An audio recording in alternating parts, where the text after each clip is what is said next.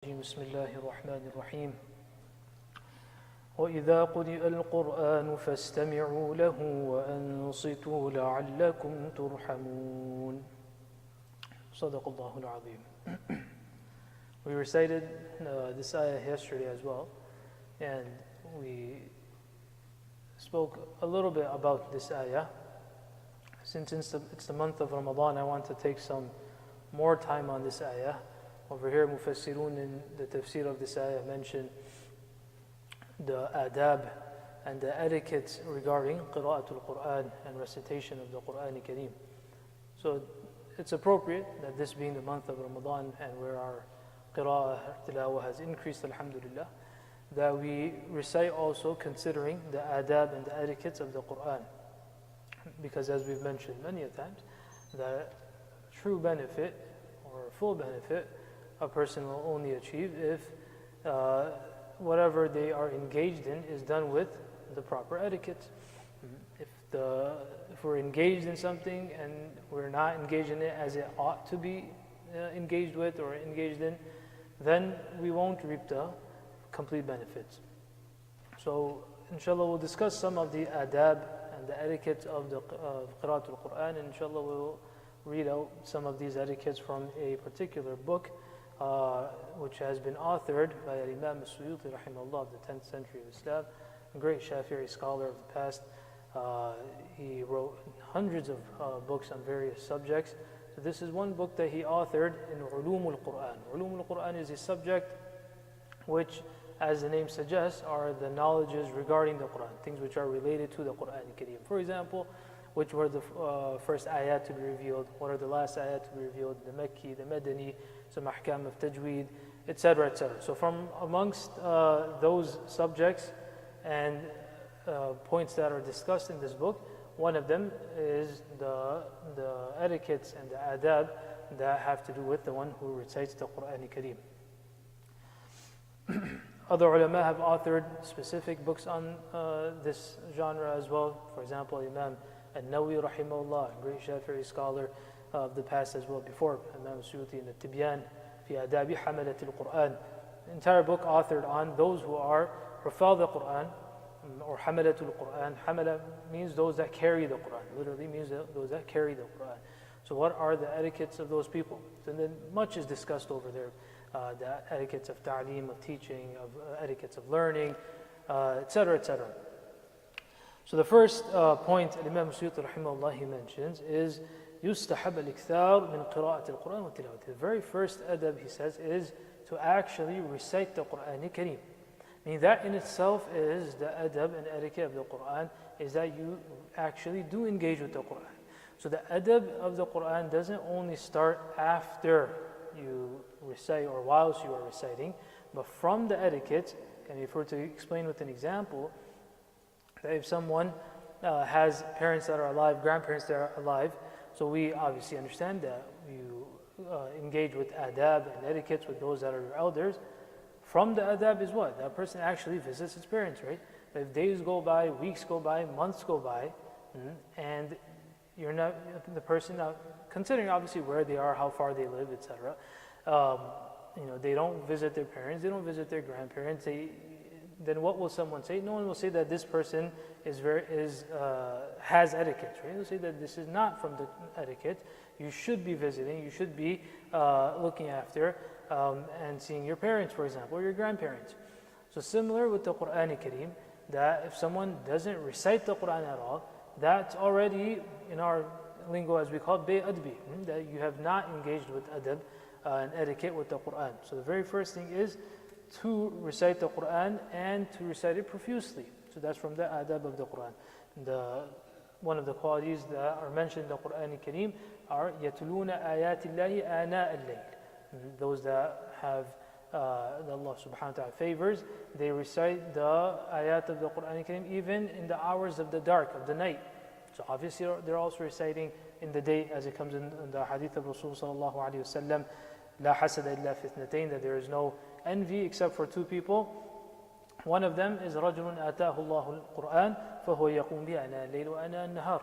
that person Allah Ta'ala has given the blessing of the Quran Kareem to, and he stands by the Quran and he recites the Quran Kareem in his tahajjud, he recites it during the day as well.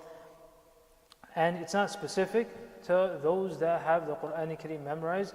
In fact, one hadith, من شغله القرآن وذكري عن مسألتي أعطيته أفضل ما أعطي السائلين.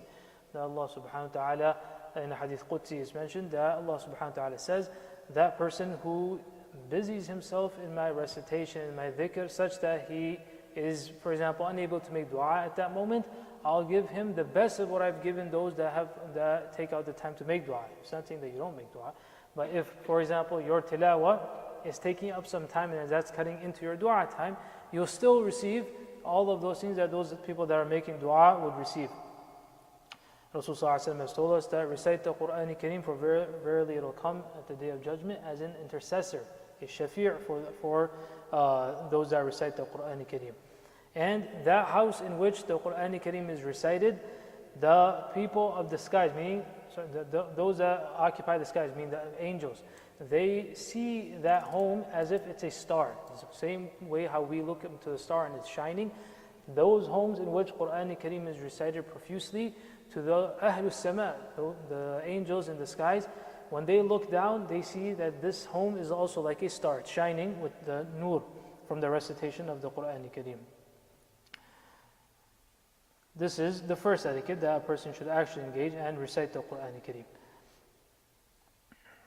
The second etiquette, al-mas'ala thaniya, he said that nisyanuhu kabira. Forgetting the Quran. After Allah subhanahu wa ta'ala gives someone a portion of the Quran Kareem, and because of their being mindless, they were heedless regarding it, they weren't mindful of the Quran Kareem.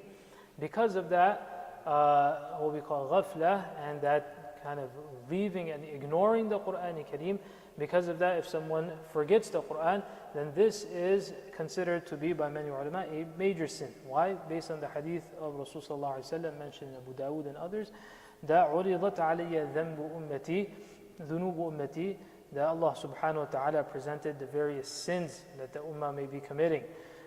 فلم أرى ذنبا أعظم من سورة من القرآن أو قال آية من القرآن أو قال آية أوتيها رجل ثم نسيها. That the greatest sin that I found, or one of the greatest sins that were found, is that if Allah subhanahu wa ta'ala gave someone the knowledge and memorization of one surah or an ayah, and then after that they forgot this ayah. This was considered to be when Rasulullah was taken in Mi'raj, when he was shown the various sins and what will be the effect of these sins. For example, fornication was shown, other sins were also shown. From amongst them was this, that someone who was given the knowledge of the Quran Kareem, Allah Ta'ala gave them that tawfiq, or their parents, for example, facilitated for them that, and they ignored this ni'mah. They did not busy themselves. Just the other day in the khatam, this is what I reminded the brothers that were there, is that it is one thing to make your children hufaz the Quran when they are of an age, a certain age. Then after that, it becomes their responsibility, and then what you should do is try to facilitate them remembering that Quran Kareem, to make that an emphasis on that as well. So it's not a one-time thing, something which is done and then thereafter it's the end of it. That's why there has to be both parents, teacher, this child, everyone needs to be on the same page when they are engaging in this endeavor. Otherwise, then this in itself becomes a greater burden on the person. The third point is that it is preferable what the person has wudu when they are reciting the Quran Kareem. So the recitation of the Quran Kareem without touching a mushaf, without touching the Quran, the physical copy of it, the mushaf, for touching the mushaf, wudu is required. But if you're not touching the mushaf, then it's still preferable that a person does have wudu when we are reciting the Quran Kareem. Also, a person should recite in a place where it's munasib and it's appropriate and it's clean. And the best place, or one of the best places where the Quran can be recited, is in the Masjid. He says, وَأَفْضَلُهُ يعني أَفْضَلُ الْأَمَاكِنِ الْمَسْجِدِ. As far as reciting in places where there may be inappropriate things, then a person should desist from reciting Quran over there, because obviously The ta'zeem of the Quran and holding the Quran at the highest level requires that it's not recited in places which are not appropriate. It's also mustahab and preferable that a person sits facing the qibla, mutakhashi'an, dedicating himself, concentrating, bisakinatin wa waqar, with dignity, right? Not fidgeting, not playing with one's phone, anyone who passes by, commenting with them, playing with kids at the same time. This is all against the etiquette of the Quran Kareem. So it's sukoon, waqar, dignity, and concentrating and dedicating oneself to the tilawah of the Quran. The Quran Kareem, the ayah itself gives a very broad hidayah and guidance regarding the Quran, which is وَمَنْ يُعَظِّمْ شَعَائِرَ اللَّهِ فَإِنَّهَا مِنْ تَقْوَى الْقُلُوبِ. That whoever glorifies the sha'air meaning the salient features of our deen, then this is from the taqwa of a person's heart. So because of, obviously, the Quran Kareem is from the greatest features and the salient features of our deen, just as adhan is, for example, the mushaf, for example, these are all very kind of specific things of deen, hallmarks of our deen. So whoever glorifies them, whoever holds them at the highest level, this shows that this person has taqwa. Someone who has little to no regard for it, they put it however, they play with it however, they don't show much regard to it, then that also shows what level of respect and honor and awe they have for this hallmark of the deen as well. We'll stop over here inshallah and we'll continue with the adab tomorrow. وآخر دعوانا الحمد لله رب العالمين سبحان الله وبحمده سبحانك اللهم وبحمدك أشهد أن لا إله إلا أنت